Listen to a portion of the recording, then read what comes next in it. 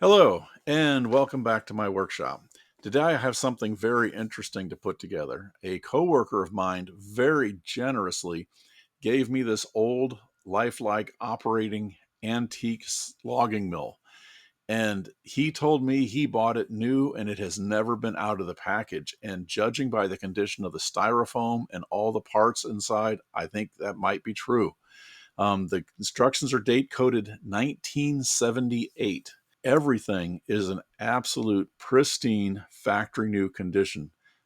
Absolutely nothing is broken, nothing is missing, and it looks like going back in time 45 years. I intend to use this eventually in my Tyco train set setup. I don't think I ever had this model when I was a child, but I was a child when this model was new. And I'm sure I asked for it, and I'm positive that I would have wanted something like this if I would have seen it.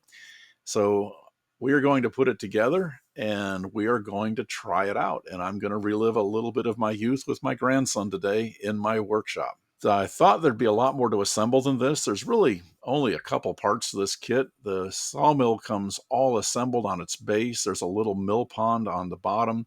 The sawmill's on the top.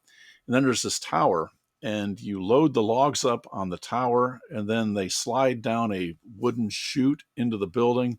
Then they roll down the roof of another building and they land in the train car.